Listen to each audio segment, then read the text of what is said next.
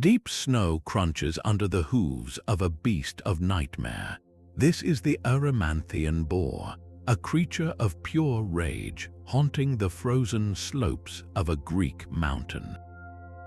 Its path leads to a hero named Hercules, a man bound to perform 12 impossible tasks. His fourth labor, to capture this monster alive, would become a legendary test not just of muscle, but of mind and spirit. By the end, you will understand the shocking tragedy and clever strategy behind one of mythology's most famous hunts. We will uncover why a simple capture mission spiraled into a deadly confrontation with mythical half-men, and how a terrified king's reaction created an image that would echo for millennia. What does it truly take to conquer a force of raw, untamed nature? Hercules was born of a mortal queen and the king of the gods, Zeus himself. This divine blood gave him strength beyond any ordinary man, but it also painted a target on his back. The goddess Hera, wife of Zeus, despised the boy as a living reminder of her husband's infidelity. Her relentless anger would shape his entire life, leading him to a moment of unimaginable tragedy.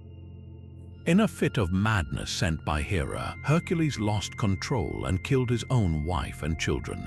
When the fog of insanity lifted, he was left with nothing but overwhelming grief and guilt. To atone for this horrific act, he sought guidance from the Oracle of Delphi, who instructed him to serve his cousin, King Eurystheus, for 12 years. It was this weak and cowardly king who devised the infamous 12 Labors, a series of tasks designed to be impossible, hoping each one would finally kill the hero he so deeply envied. Hercules was not a free man on a grand adventure. He was a servant bound by divine decree to a ruler he could have crushed with one hand.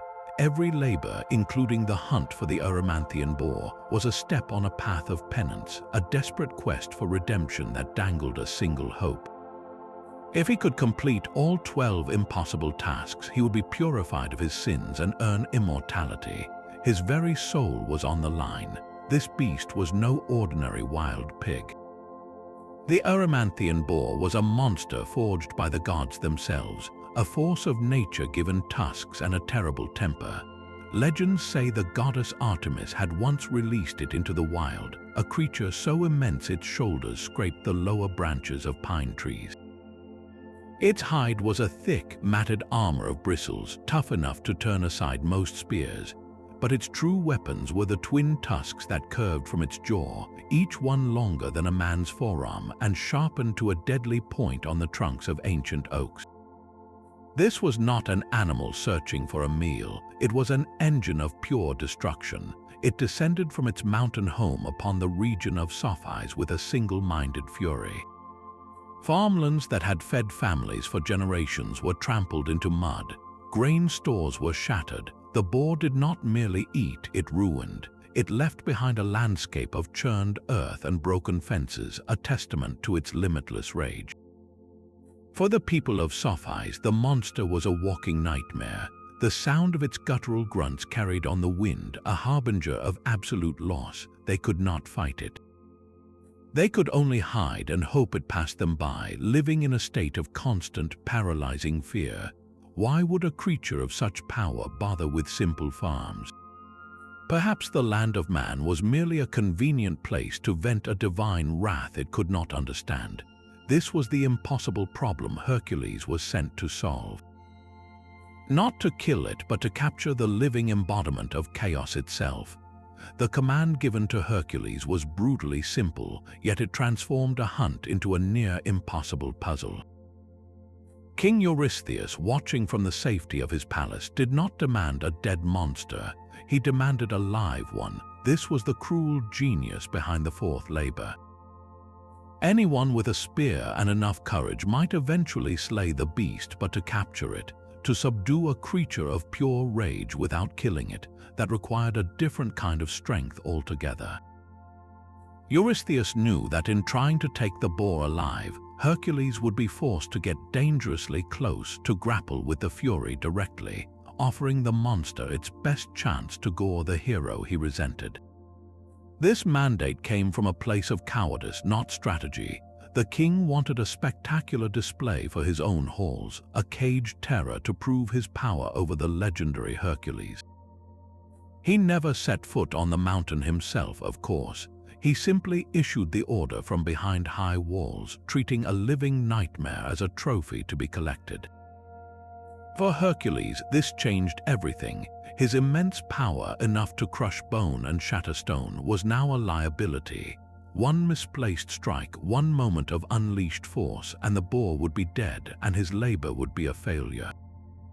His path to redemption would be broken. He had to conquer not only the beast on the mountain, but the very nature of his own divine strength. How do you cage a hurricane? How do you arrest an earthquake? The answer would not be found in his muscles, but in his mind. The path to redemption led Hercules north, away from the sheltered palaces of the coast and into the wild heart of Greece. His journey to Arcadia was a world away from the comforts of civilization, a long and solitary trek through landscapes that tested a traveler long before any monster appeared. He moved from sun-baked lowlands into the rugged foothills, where ancient footpaths carved by shepherds and hunters wound between jagged outcrops of limestone. The air grew thin and sharp, carrying the scent of pine and cold stone. Rivers swollen with snowmelt roared in the deep gorges below, their crossings demanding as much cunning as strength. This was not a road for kings or merchants. It was a wilderness that respected only resilience, a fitting prelude to the task that awaited him. As he climbed higher, the forests thickened, their canopies blocking out the sun and casting the world into a perpetual green-tinged twilight. The chattering of everyday birds fell silent, replaced by the distant cry of eagles and the unsettling rustle of unseen things in the undergrowth. Every shadow could conceal a predator, every snapped twig a potential threat. For Hercules, these initial challenges of the wilderness were more than just physical obstacles. They were the first layer of the labor, a process of stripping away the noise of the human world to sharpen the senses he would need to survive the mountain and outthink its infamous guardian. The deeper he ventured into that untamed country, the closer he came to confronting a truth the civilized world had forgotten.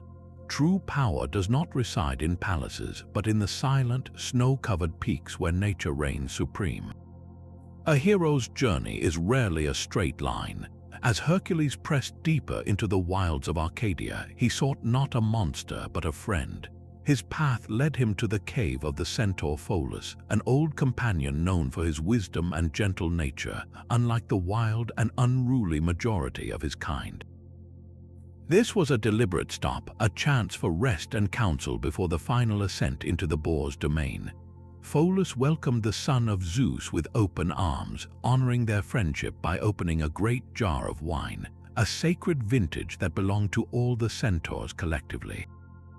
The rich, potent aroma of that wine, however, did not stay within the cave. It carried on the mountain winds, a siren's call to the sensitive noses of the other centaurs.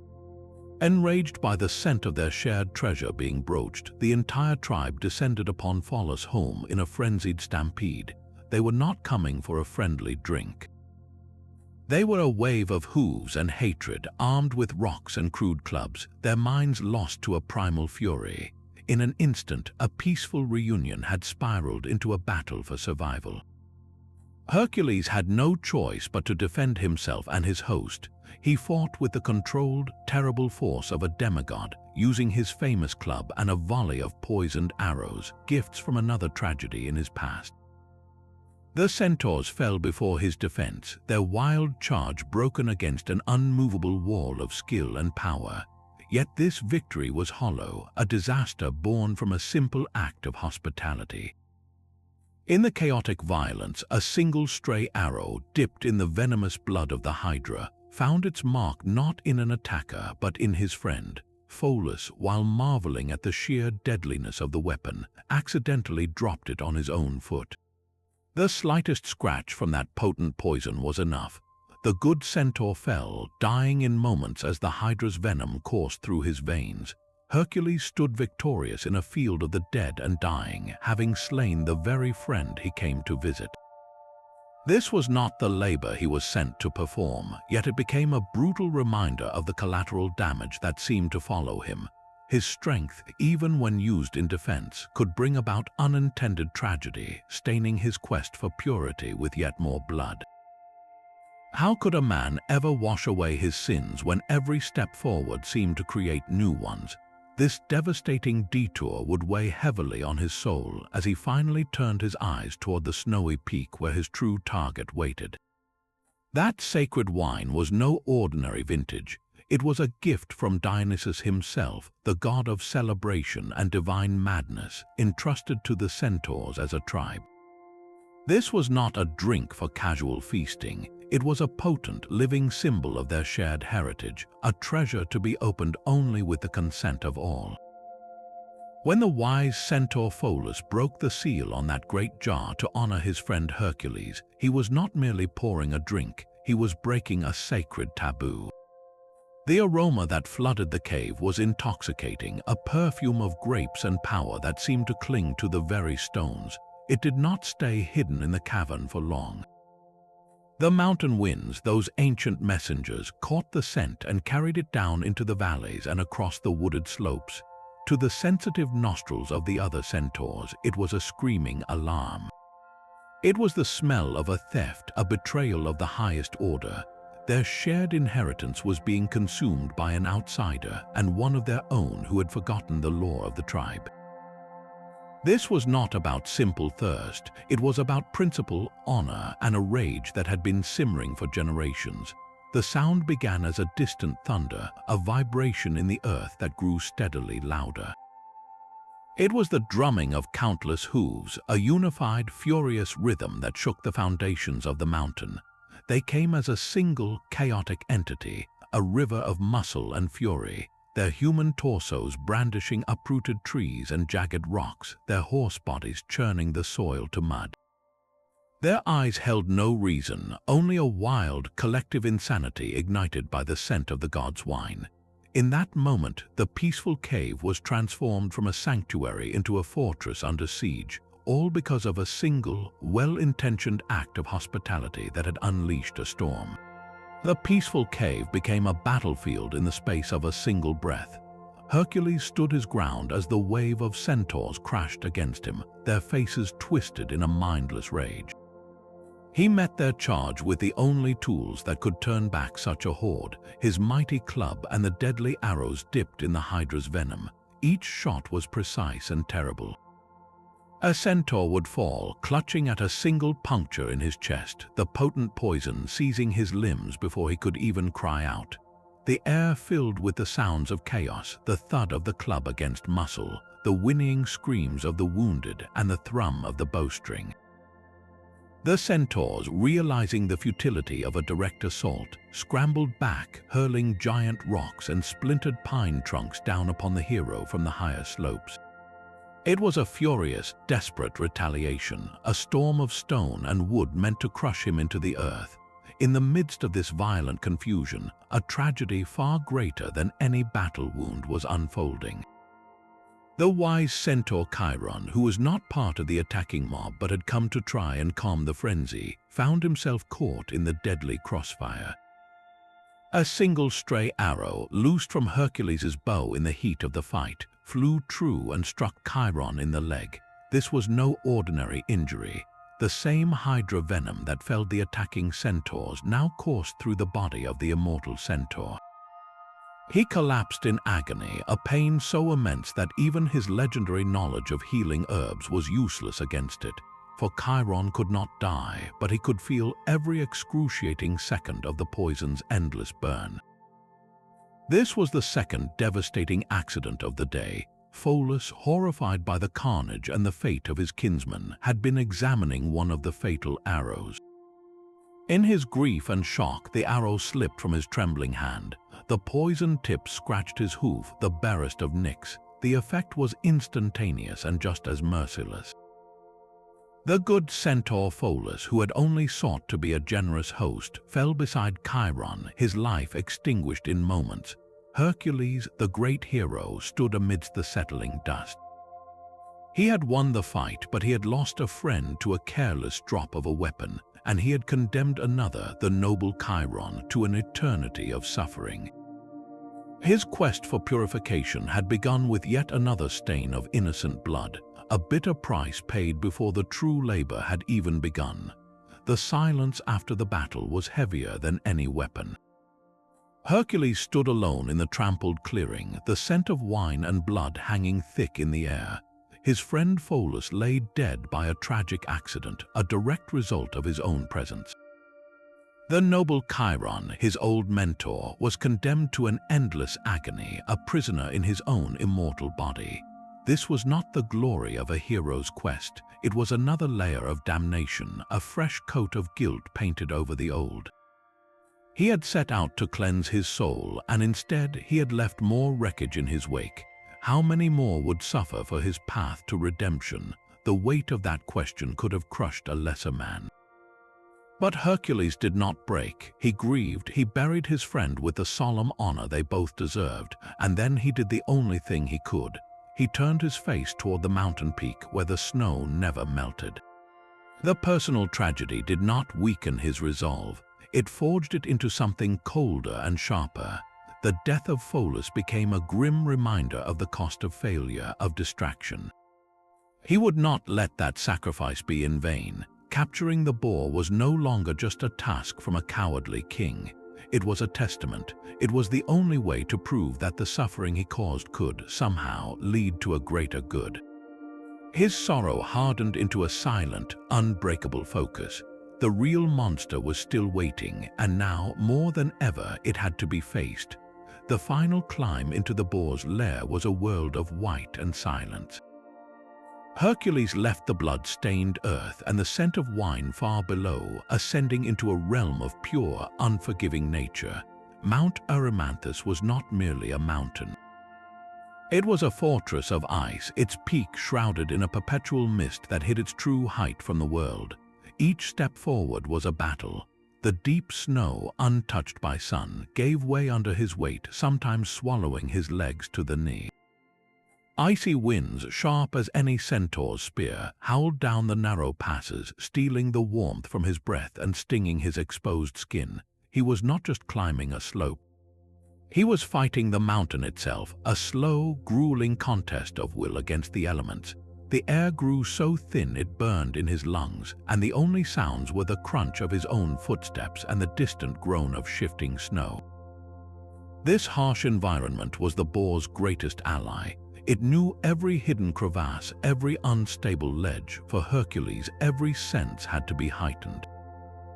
The snap of a branch under the snow could signal a trap. A sudden silence could mean the beast was near. He was a hunter moving through his quarry's home ground, where every advantage belonged to the creature he sought. What thoughts echoed in that vast quiet? The memory of Pholus, the agonized fate of Chiron. They were ghosts on the mountain with him, reminders that brute force had already failed. Up here, in this cathedral of ice, the only way to win was to become as patient and as cunning as the mountain itself. The confrontation was no longer a question of if, but when, and the entire frozen world seemed to be holding its breath for the moment the silence would finally break. The deep snow that had hindered his climb now became his greatest source of information. Hercules was more than just a strongman. He was a master tracker, his eyes scanning the pristine white canvas for the story it told. There, pressed into the drifts, were the unmistakable impressions of the boar's passage. Each print was the size of a warrior's shield, the deep clefts from its cloven hooves speaking of immense weight and power. He did not just see footprints, he read a narrative of movement. The spacing between them showed a creature that was not running, but purposefully patrolling its domain, its strides confident and territorial. Following this trail was like reading a map written in snow and destruction. He moved from the open slopes into the ancient, snow-laden forest that clung to the mountain's side.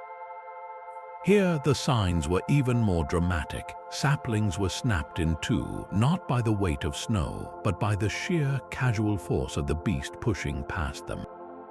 Bark was stripped from older trees in long, ragged gouges where the boar had sharpened its formidable tusks. Clumps of coarse, dark bristles clung to the rough bark like grim trophies. Hercules moved with a predator's patience, his every sense attuned to the silent language of the wilderness. He noted how the broken branches pointed in the direction of the boar's travel. He observed the freshness of the sap oozing from the wounded trees, a sticky clock telling him exactly how much time had passed since the monster was here. He was not just following a trail, he was entering the mind of the beast, learning its habits, its routes, and the rhythm of its rage. This was the true beginning of the hunt, a silent, intellectual duel played out across a frozen landscape, where a single misread sign could lead to an ambush, and a single moment of impatience could mean failure. The trail of destruction ended at the edge of a high mountain basin, a place the sun seemed to have forgotten. This was the boar's inner sanctum, a landscape reshaped by pure fury. The ground was not earth, but a churned morass of frozen mud and uprooted shrubs, as if a giant plow had torn through the valley. Ancient trees stood like silent witnesses, their trunks scarred from root to branch with deep, parallel gashes where the beast had honed its tusks. The air itself felt heavy and charged, thick with the musky scent of the creature and the profound silence of a place where no other animal dared to live. Hercules stood at the precipice, his eyes scanning the brutal clarity of the scene. Every shattered stump, every patch of earth torn bare, spoke of a power that did not simply hunt or forage, but systematically dismantled its own world. This was not a home, it was a kingdom of rage, and he was an intruder in its throne room. He could feel the creature's presence as a physical pressure, a vibration in the frozen ground. The hunt was over, the confrontation was now inevitable. How do you ambush a force of nature in the very heart of its power? The answer lay not in a head-on charge, but in using the terrain itself as a weapon.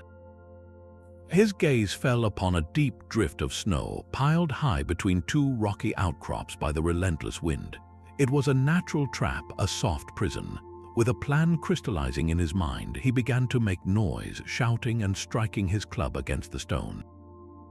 The echoing clamor was a direct challenge, an insult to the sovereign of this broken land. He was not hiding anymore, he was calling the storm to him. The silence shattered with a guttural roar that seemed to shake the snow from the pine branches. From the thicket at the far end of the basin, the Erymanthian boar emerged. It was larger than any story had described, a mountain of muscle and dark bristles, its small, red-rimmed eyes fixed on the man who dared its domain. With a speed that defied its colossal size, it lowered its head and charged, its hooves tearing great clods of frozen earth from the ground. The ground itself trembled, and the space between them vanished in a heartbeat. This was not a fight, it was an avalanche with tusks. Hercules stood his ground until the last possible moment, then pivoted with the grace of a seasoned wrestler. The boar thundered past him, so close he could feel the wind of its passage and smell its pungent, wild odor. Its left tusk grazed the leather of his greave, a glancing blow that still carried enough force to stagger a normal man. The beast skidded to a halt, spinning with an unnerving agility to face him again, its breath pluming in the cold air like steam from a forge. It was testing him, and he was testing it. A direct confrontation was impossible. His club, a weapon that could shatter stone, was useless here. A single blow to the boar's armored skull would likely kill it, failing the labor. His arrows were out of the question. He had to find another way to turn the creature's own immense power against itself. On its second charge, he did not simply sidestep. He used the terrain, leading the boar toward the deep snowdrift he had spotted earlier.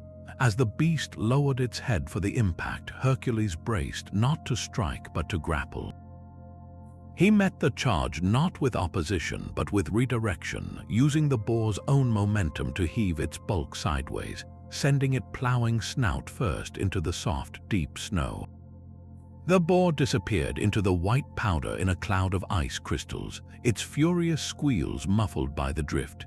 It thrashed wildly, but the more it struggled, the more the snow compacted around it, acting like a quicksand of ice. This was the key. He could not beat it into submission. He had to exhaust it, to trap it, to let it wear itself out against the elements it called home.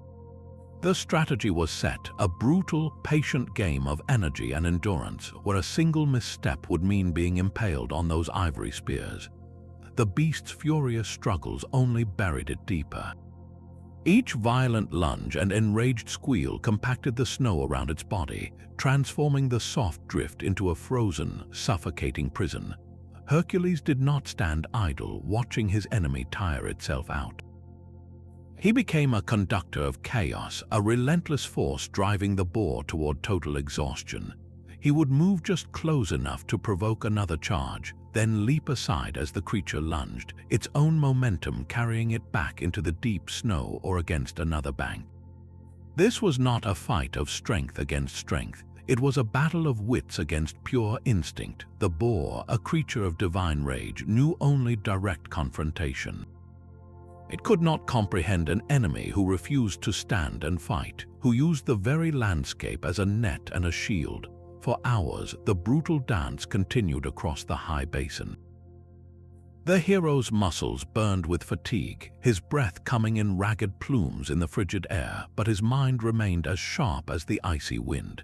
He was not just waiting for the boar to grow tired. He was systematically dismantling its will, demonstrating his absolute control over the encounter. The creature's charges became slower, its powerful legs churning through the snow with increasing difficulty. Its defiant roars faded into labored, panting grunts. The untamed fury that had leveled farms and defied armies was being methodically drained away, replaced by a dazed and bewildered fatigue. Finally, the moment came. The great boar stood trembling in a hollow of its own making, its massive head drooping, its body heaving with exhaustion. It was defeated not by a wound, but by its own spent rage. Only then did Hercules move in for the capture. He approached with a calm, deliberate caution, his own strength conserved for this final, delicate act. How do you bind a hurricane? You wait for the wind to die down. With the beast finally subdued by its own exhaustion, the real test of strength began. Hercules approached the trembling boar, its sides heaving, steam rising from its hot body into the frigid air. Every muscle in the creature was coiled, a spring still capable of one last, desperate lunge. He could not afford a single mistake. Moving with a wrestler's deliberate grace, he avoided the dangerous, tossing head and the sharp tusks, instead circling to the creature's flank. In one powerful motion, he threw his arms around the boar's thick neck and massive forequarters, locking his hands together. The beast erupted in a final burst of panicked energy, squealing and bucking, trying to throw him off. Its strength was immense, even in its drained state, a raw, earth-shaking power that threatened to break his grip with every convulsion. But Hercules held on, his own divine strength a perfect, unyielding counterweight. He was not trying to hurt it, he was imposing control, a calm, physical dominance over the chaos. When the boar's struggles once again subsided into weak shudders, he quickly produced the strong ropes or unbreakable chains he had brought for this very purpose. Working with swift, practiced efficiency, he bound the creature's powerful legs together, first the back, then the front, rendering its most dangerous weapons useless. The great boar was now truly captured, a living, breathing force of nature trussed and secured. Then came the most iconic moment of the entire labor. Hercules bent his knees, took a firm stance in the churned snow, and with a single, grunting heave, lifted the colossal creature onto his broad shoulders. The weight was staggering, like carrying a small mountain, but he settled it across his back, his muscles straining but holding firm. The journey back down the mountain would be a trial in itself, every step a careful negotiation with the steep, slippery slopes while bearing a furious, living burden.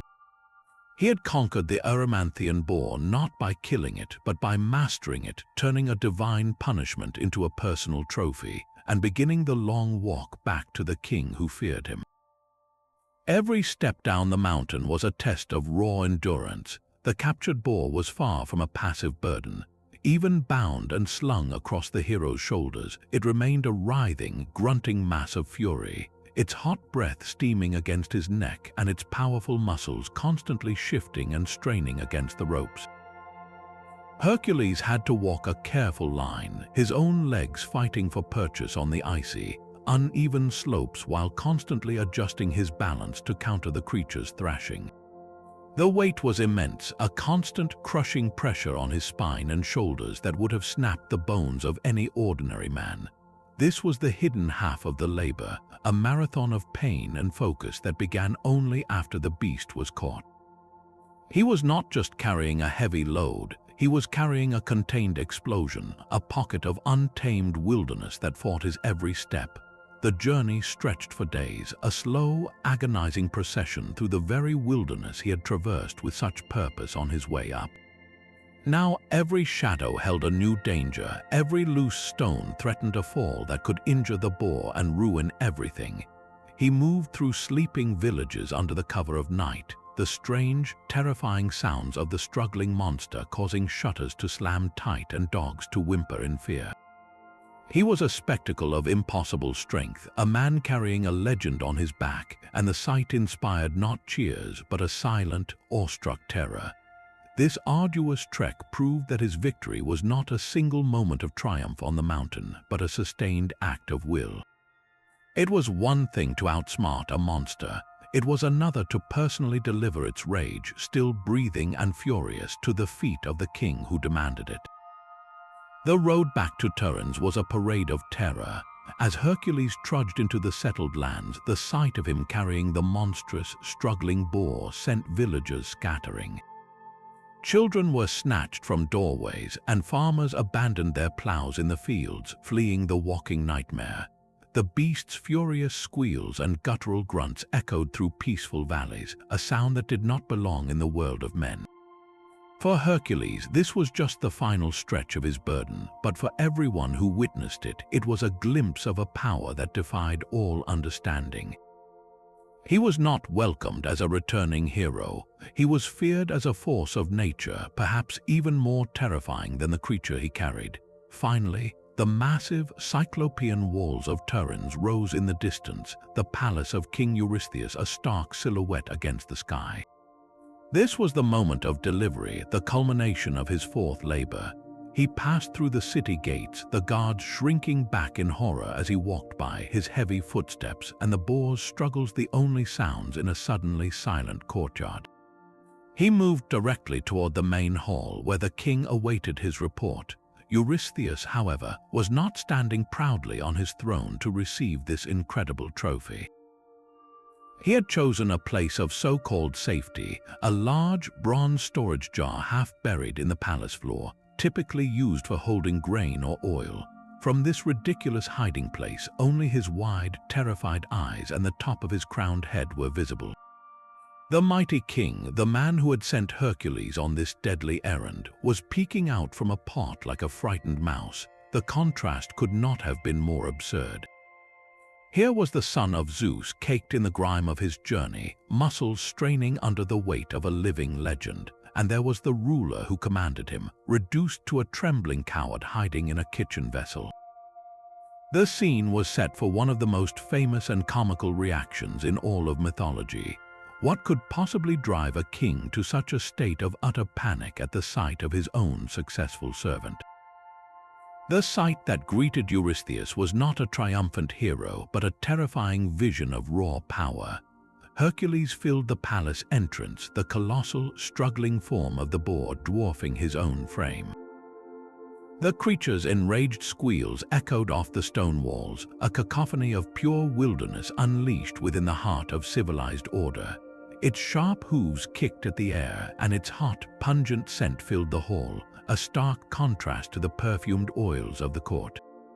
For the king, this was not a successful completion of a labor. It was his worst nightmare realized. The monster he had hoped would kill Hercules was not only alive, but was now being carried directly toward him, its primal fury barely contained by the man he so deeply feared. In that moment, every ounce of his royal pretense evaporated. His command had backfired spectacularly, and the instrument of his envy now stood before him as a living, breathing threat. His mind did not register a trophy. It saw only chaos incarnate, delivered by the one man whose strength could shatter his entire world. The logical part of his brain, the part that knew Hercules was bound by oath not to harm him, was utterly drowned out by a more ancient, instinctual terror. He was not a king facing a subject. He was a small, fragile creature staring into the maw of a storm he had foolishly summoned. Without a second thought, his body moved on pure, panicked impulse. He scrambled from his throne, his fine robes tangling around his legs, and made for the large bronze pithos embedded in the floor. This was no strategic retreat. It was a full, undignified flight for survival. He clambered over the rim, tumbling into the dark, cramped interior that still smelled faintly of old grain and earth. From this ridiculous bronze prison, he could hear the heavy thud of Hercules' footsteps drawing closer, each one a vibration through the very floor. The king's entire world had shrunk to the circle of light above him, his crown askew, his eyes wide with a terror so complete it was almost comical. Here was the man who held the power of life and death over thousands, cowering in a storage jar, utterly paralyzed by the success of his own command. The scene was a perfect, brutal revelation of his true character, a man whose authority was a thin veneer over a core of profound cowardice. What does true power look like when it stands next to hollow title? The answer was standing in the middle of the room, patiently waiting with a captured legend on his shoulders, while the king hid in a pot. Standing there in the silent hall, the boar's furious grunts slowly subsiding into exhausted pants, Hercules must have understood the absurdity of his position. He had journeyed to the ends of the earth, fought centaurs, and endured a frozen mountain, all to deliver this living trophy to a king who was too terrified to even look at it. From the depths of the bronze jar, a shaky, muffled voice finally issued a command. Eurystheus, his words echoing strangely in the confined space, did not demand the boar be placed in a royal menagerie or put on triumphant display. He ordered Hercules to take it away, to release the creature back into the wilderness from whence it came. The very thing he had demanded be captured alive, he now could not bear to have within 100 miles of his palace. This was the ultimate admission of his own cowardice and the sheer scale of the power he had foolishly tried to harness. The boar, this engine of divine wrath, was deemed too dangerous even as a prisoner. So the hero who had just carried the monster across Greece simply turned around and walked back out the city gates. He returned to the wild, untamed slopes of Arcadia and set the beast free. The thick ropes were cut, and the Erymanthian boar, perhaps a little wiser, perhaps simply spent, vanished into the forests. It never again terrorized the farmlands of Psophis. Its rage, it seemed, had been drained not just by the snow, but by the entire humbling ordeal. The threat was neutralized, the labor was complete, and the land had peace, but all without the final, bloody act of a kill. The mission was a success precisely because it ended with an act of release, not execution. What does that tell us about the nature of this victory? This was not about destroying a monster, but about mastering a force of chaos so completely that it could be safely returned to the world, its power broken not by death but by submission. The king hiding in his storage jar was a perfect, almost comical symbol of the entire labor's deeper meaning. This was never just a story about catching a wild animal. The Erymanthian boar was a walking embodiment of everything the ancient Greeks feared in the untamed world. In their mythology, beasts like this were not random monsters. They represented specific, powerful forces that threatened the fragile order of human civilization. The boar, with its brute strength and destructive rage, was a manifestation of raw, unchecked nature itself. Think of the harsh Greek winter, a season that could isolate villages and starve communities under deep snow. The boar came from the frozen peaks, a living extension of that seasonal death, descending to crush the farmlands that represented human sustenance and survival. Its path of ruin through Psophis was not mere hunger. It was chaos methodically dismantling the works of man. Hercules' task then was a cosmic mandate. He was not sent merely to remove a pest, but to confront the principle of chaos on its own terms and impose order upon it. His victory was not in the killing, but in the capture. This is the crucial distinction. Any strong warrior could eventually slay the beast, but that would only be a temporary fix, a single battle in an endless war against the wild. To capture it alive required something far greater than simple force. It demanded strategy, patience, and a profound understanding of the enemy. Hercules did not meet the boar's rage with his own. He met it with his mind. He used the deep snow, the creature's own home territory, as a tool to exhaust and trap it. He turned the environment itself into a weapon against the force that ruled it. This is the ultimate symbolism of the fourth labor. It is the story of intelligence and civilized planning triumphing over brute instinct. The hero's strength was not his primary asset. It was his ability to control that strength, to apply it with precision rather than blind fury. He demonstrated that true power lies not in matching chaos with chaos, but in imposing a calm, deliberate will upon it. When he carried the subdued boar into the palace, he was not just delivering a monster. He was presenting the concept of nature mastered, of wilderness brought to heel by human ingenuity and perseverance. And the king's terrified reaction from within his bronze jar, that was the final piece of the puzzle. It showed that the old order, represented by a cowardly ruler who hid from the problems he created, was utterly inadequate to handle the raw forces of the world.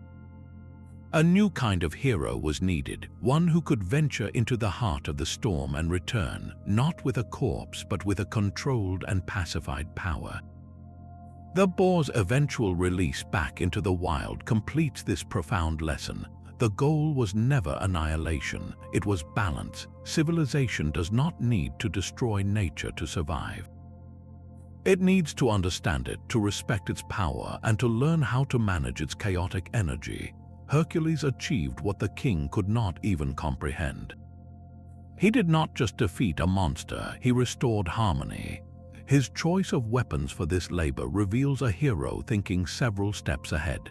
The famous club that could shatter stone was utterly useless here. A single, decisive blow would have killed the boar, failing the labor instantly. His bow and the hydra poisoned arrows, so lethal against the centaurs, were equally out of the question. They were tools of death, and his mission demanded capture. This left Hercules with a fascinating and limited arsenal. He likely carried strong, unbreakable ropes or chains, the essential tools for binding a captured creature. Some versions of the myth even suggest he used a large net, a hunter's tool for ensnaring prey without causing fatal injury. But his most crucial instrument was not something he carried in his hands. It was his mind. His primary method was environmental. He used the deep snowdrifts of the mountain as a natural net, letting the boar exhaust its own rage against the soft, imprisoning powder. His strategy was one of redirection and patience, not direct force. He used his voice and the sound of his club against rock not as a weapon, but as a lure to control the beast's movement and guide it into the traps he had identified. This tells us something profound about his evolving approach to these impossible tasks. For the Nemean lion, he had to strangle it with his bare hands because its hide was impervious to weapons. For the Lernaean hydra, he needed a sword and fire to cauterize the necks. Each labor demanded a unique solution, a specific tool for a very specific problem. The Erymanthian boar was a puzzle of restraint. It required him to suppress his own instinct to fight power with power, to win not by being stronger but by being smarter. The true victory was won with his wits and his profound understanding of the terrain, proving that the greatest hero in Greek mythology was not just a man of muscle, but a master strategist who knew that the right tool is not always the one that hits the hardest. For the ancient Greeks, this myth was never just a story to be told. It was a drama to be seen, painted in bold black and red on the curved surfaces of clay vessels used in daily life. These surviving artworks are like frozen frames from the original epic, giving us a direct window into how they imagined Hercules' impossible task. One of the most popular scenes depicted by artists was not the fight with the boar itself, but the chaotic battle with the centaurs. A magnificent wine jug from around 550 BC shows this moment with stunning clarity. Hercules stands firm at the center of the composition, his muscular body drawn with powerful, confident lines.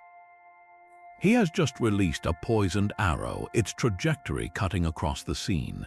Before him, centaurs tumble in a chaotic retreat, their human and horse bodies tangled in a desperate attempt to escape the hero's deadly aim. The good centaur Pholus often stands apart, a look of tragic foreknowledge on his face, as if he already senses the doom that the opened wine jar will bring. This artistic choice highlights how the centaur conflict was seen not as a side event, but as an integral and devastating part of the Labors narrative, a cascade of violence triggered by a single act of hospitality. Another favorite subject for vase painters was the moment of ultimate humiliation for King Eurystheus. The image of the cowardly king hiding in his bronze storage jar was a gift for comic artists. On a famous water jar from the same period, we see this scene rendered with playful detail. Hercules, the captured boar slung effortlessly over his shoulders, strides confidently toward the large pithos buried in the ground. Only the king's head and desperately clutching hands are visible as he peers over the rim, his expression a perfect mix of terror and absurdity. The artist has even painted the boar with its mouth open, as if still squealing, making the king's panic completely understandable. This visual joke would have been instantly recognizable to any Greek citizen using the vase at a symposium. It was a potent reminder that true authority is not found in a crown, but in the courage to face the monsters we summon. Why did this particular moment capture the public's imagination so powerfully? Perhaps because it perfectly distilled the myth's core theme of hollow authority confronted by genuine strength. These artworks were more than decoration. They were the popular media of their day, reinforcing the legend's lessons every time wine was poured or water was drawn. But the legend of the boar did not end with its release. Its symbolic power was too potent to remain confined to a single mountain or a single hero's tale. This creature of divine rage began to reappear throughout later mythology, its image evolving to serve new cultures and new fears. In Roman poetry, the boar's ferocity was echoed in the Caledonian boar, another monstrous beast sent by a scorned goddess to ravage the countryside. While a separate story, the parallels are striking, suggesting a deep, recurring archetype in the Mediterranean mind. Both creatures were punishments, both were forces of nature unleashed upon human order, and both required a collective, heroic effort to confront. The Romans, who so eagerly adopted and adapted Greek myths, saw in these boars a universal symbol of the wild's untamable threat, a challenge that every civilization must eventually face. Then, centuries later, the myth experienced a spectacular rebirth during the Renaissance. As artists and scholars rediscovered classical texts, the image of Hercules carrying the Erymanthian boar became a favorite subject. It was not the king in his jar they chose to paint, but the hero's triumphant strength. In marble sculptures and grand oil paintings, Hercules is depicted with his muscles straining, the colossal boar a testament to his power over chaos. Why did this particular moment resonate so deeply with Renaissance patrons? For a culture obsessed with human potential and the revival of classical virtue, Hercules represented the ideal. He was the pinnacle of human strength, intellect, and perseverance.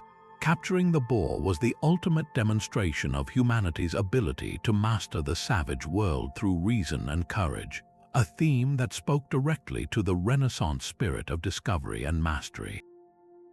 The boar had been transformed. From a local Arcadian terror, it became a timeless symbol of any great challenge, and Hercules, carrying it effortlessly, became the eternal emblem of the hero who could bear that burden and win.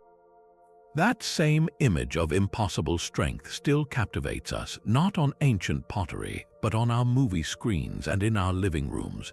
The story of Hercules and the monstrous boar has been retold and reimagined countless times in modern pop culture, each version adapting the core struggle to fit new anxieties. In the 1997 Disney animated film, the Erymanthian Boar is reimagined as a comedic but formidable obstacle. A frozen giant Hercules must outwit in a snowy pass, translating the ancient test of brains over brawn into a family-friendly spectacle. Television series like Hercules, the legendary journeys brought the labor to life with practical effects, emphasizing the raw physicality of the confrontation and the hero's enduring grit. These adaptations consistently preserve the myth's central theme, the need to conquer a primal, destructive force through cleverness rather than pure violence. The boar's symbolic power has even charged into the digital arena of video games. In titles like God of War and Assassin's Creed Odyssey, players do not just watch the labor, they actively participate in it. You become the one tracking the beast through digital snow, feeling the controller vibrate with its enraged charge, and facing the strategic dilemma of how to subdue a creature you are powerful enough to kill.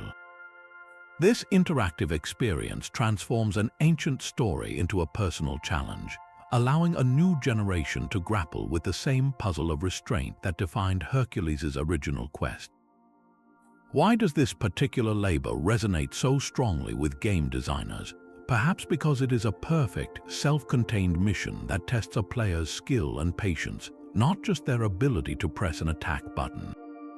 In modern fantasy literature, authors have taken the archetype and made it their own. The boar appears as a dire beast terrorizing a village, a magical creature guarding a sacred grove, or a metaphorical representation of a hero's inner demons. The specifics change, but the core remains, a testament to the myth's fundamental durability. We are still telling versions of this story because we still face our own Erymanthian boars, whether they are overwhelming personal challenges, environmental crises, or societal chaos. The myth endures because it offers a timeless blueprint, a reminder that the most formidable forces are often overcome not by meeting their rage with our own, but with unwavering patience, strategic thinking, and the strength to carry the burden all the way home. So we reach the end of a labor that was far more than a simple hunt. From the tragic death of his friend Pholus and the eternal suffering of Chiron, to the brilliant strategy of using the mountain's own snow to trap the beast, Hercules proved his growth was not just physical. He learned to temper his divine strength with profound patience and intellect, turning a mandate for capture into a masterclass in control. The final image of the cowering king in his bronze jar is the perfect punchline to this epic journey, a stark contrast between hollow authority and the genuine power of a hero who had faced his own demons and the world's chaos. This was not the same man who began these labors in a fog of grief. He was evolving, learning that true strength lies in the wisdom to subdue without destroying. His path to redemption was paved with hard lessons, and the capture of the Erymanthian boar stands as a pivotal moment where brain and brawn found their perfect balance. Which of the other 12 labors do you find the most compelling? Was it cleaning the Augean stables in a single day, or perhaps stealing the golden apples from the garden of the Hesperides? Let us know in the comments which impossible task captures your imagination the most.